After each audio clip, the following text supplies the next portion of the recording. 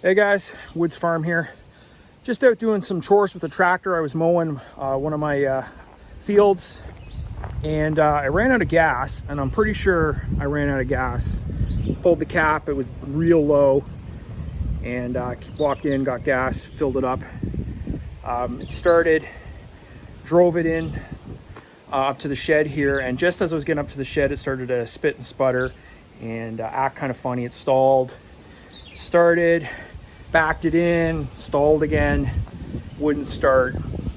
So I started going through the whole troubleshooting process. So I'll just show you what I've done so far.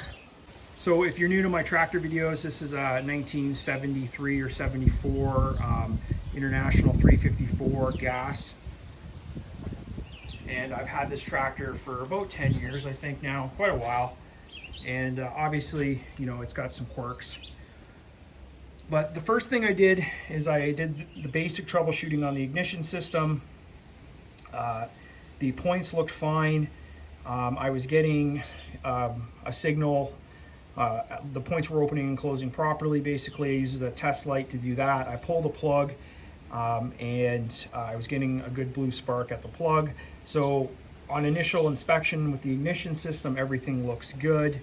I did notice the plugs were kind of wet. Maybe thinking it flooded or something.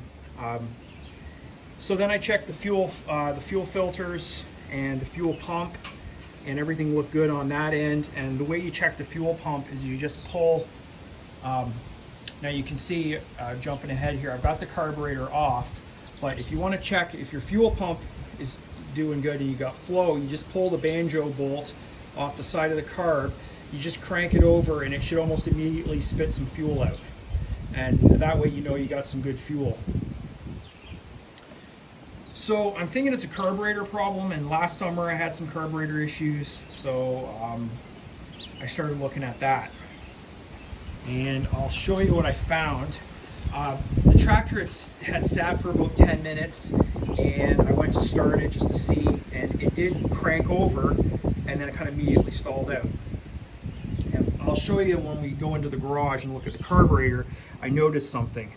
So we'll go take a look at that now. And just before we go back in the garage, I had actually had somebody on YouTube ask me a question about the routing for the carburetor controls for the throttle. And I wasn't quite sure what he meant, but when I put everything back together, I will go through that. He was talking about a foot throttle, and this tractor does not have any type of a foot throttle. All it has is, it has a lever up here. You can see that right there. It's got a lever that goes to the carburetor, and it also has a choke cable down here, and then this is some sort of throttle set. And the only other thing that goes on the carburetor is the governor has a linkage that goes up. So I can show you where everything goes on my tractor, but I'm not sure if that's the setup you have on yours. So, you know, obviously with these old tractors, you got to be ready for this stuff. I would say the last 2 or 3 years, the tractor has been giving me a little more problems. I don't know if I'm going to have to do a full rebuild on the engine at some point, but you know, there's just things you got to be ready for with the older tractors, and that's one of the reasons I keep a lot of spare parts on hand.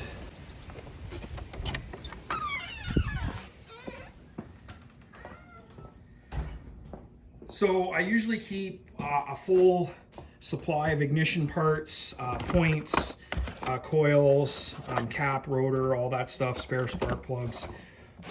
I would also recommend, depending on what kind of tractor you have, getting your hands on a carb rebuild kit. Now I've already used some of the seals out of this kit. It was very basic, actually. It just basically came with, sorry, not seals, gaskets. It came with gaskets and a couple of needles and things like that. So I've opened it up, but I actually haven't really used much out of this. So here's the carburetor. This is the Zennith ZNN carb. I think this tractor actually had 2 different carbs depending, you know, where it was produced.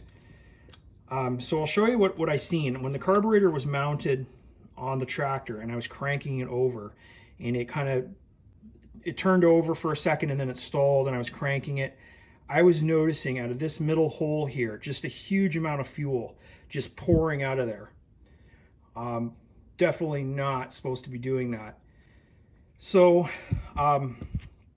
that leads me to believe that it is the fuel float valve, and excuse my terminology, but it's probably called something different, but I'll show you what I'm talking about. Okay, so I want to say it's a float valve, but inside the bowl of the carburetor, you're going to have fuel's going to come into this area, and you're going to have a little like floater in there, kind of like a bobber, and that's supposed to float up, and as it does, it pushes on a valve, and as the carburetor needs fuel, that little check valve gets closed, opened and closed depending on the fuel level inside the bowl. And if that valve is stuck open, your engine's going to flood out, and vice versa. If it's stuck closed, then you're going to run out of fuel because no fuel is going to be allowed into the carburetor. So those are one of two problems you can have.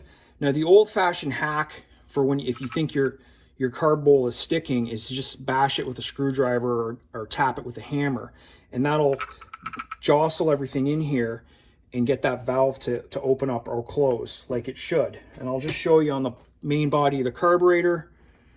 That is what we're talking about, right? You can see that would be open, and then that float pushes up and closes that little valve there, right? And you can actually close this and blow on it, and air shouldn't go through. So yeah, it's closing now. And then if I open it up, I got airflow through. So what could have happened? It seems to be moving. When I first pulled it, see, like it wants to stay there. It's moving now freely, but it could have, a little piece of dirt or debris could have got that caught and had it closed in the open position or stuck in the open position. So that's what I suspect is going on here. Now, what I'm going to do, just because I have it and I might as well try, is I've got a spare here, and I'm going to install this, put the carburetor back together, and we'll just see if that maybe helps and gets things going again. Okay, so there's the new one installed. And another thing I forgot to mention is what you can do sometimes on some carburetors. What'll happen is that this float will get a hole, or it'll get saturated depending on what it's made out of, and it won't actually float like it's supposed to, right? And what happens is this little lever, as that bobber floats up, it pushes this, and that pushes on that valve. But I actually poured some fuel in here, and that float came up, and it was moving freely like it's supposed to.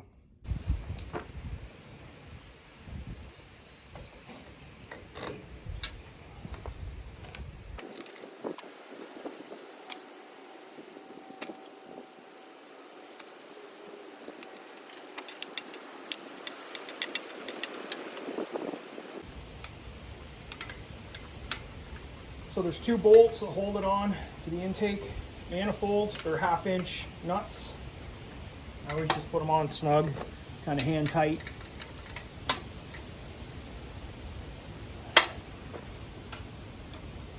Yeah, there's this linkage. I don't know if you can see that, but I'll show you. But it just clicks onto this little detent, this ball. And that's so the governor can add more power if it needs.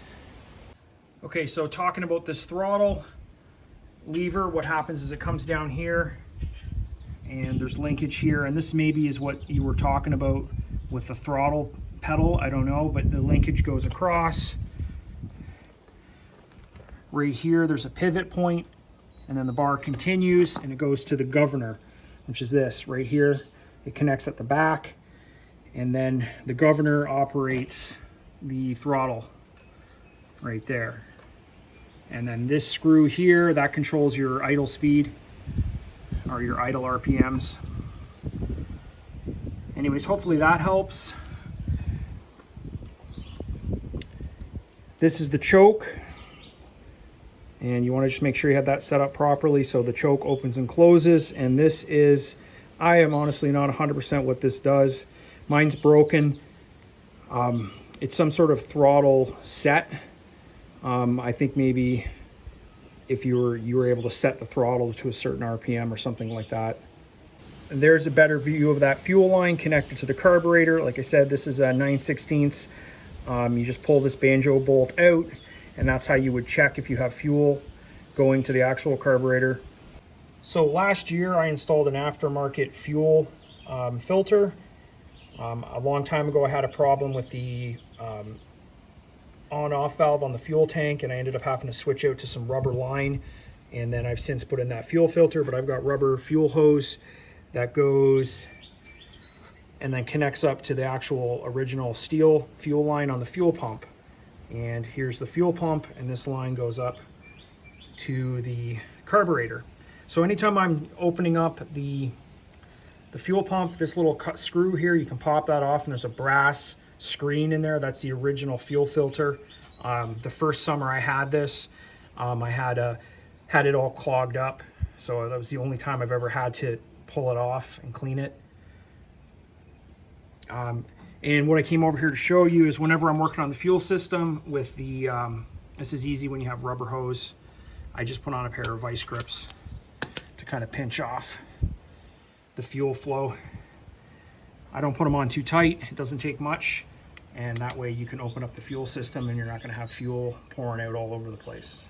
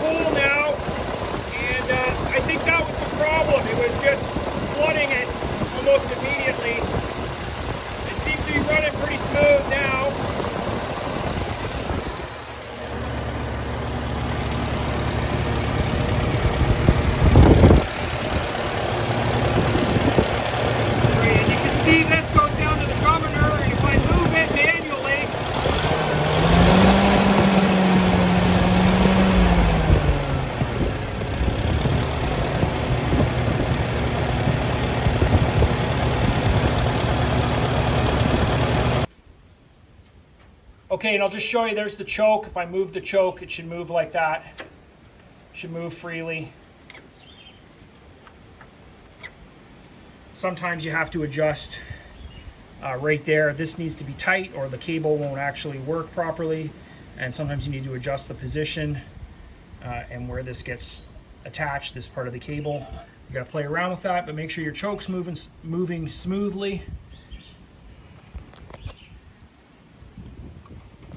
And get the air cleaner hook back up. I'll tighten that down. Okay guys, I'm gonna call that a win. I think it's running. It definitely started right up and didn't spit or sputter or anything. Now, mind you, I'm gonna have to drive it around the field and just see what happens. But I think that was the issue. I could see that fuel coming out and overflowing from the bowl of the carburetor, so it led me to believe that that check valve was the issue. Now, if you don't have a spare carb kit, like I said, out in the field, the tapping on the carburetor sometimes will dislodge whatever's in there, and it'll make the valve open up or close properly. You can do that in a pinch, and you could also take it apart and you could probably clean it and also get it to work just by temporarily if you don't actually have a carb rebuild kit. But this is the first time I've had this problem with the carburetor, and I had that extra brand new valve, so I thought, why not put it in and make sure 100% I know the problem's fixed. So hopefully we're back up and running. I hope this troubleshooting video helped you if you have an international tractor of this kind of vintage. But really, these troubleshooting techniques work with any sort of tractor, gas tractor. You could go through the same sort of process and the same steps to try to get it fixed. If you have any questions, comments, leave them below. I try to answer really quickly. And definitely like and subscribe. It helps the channel out. I like to post more videos like this, hopefully in the future. So keep looking back. And as always, thanks for watching.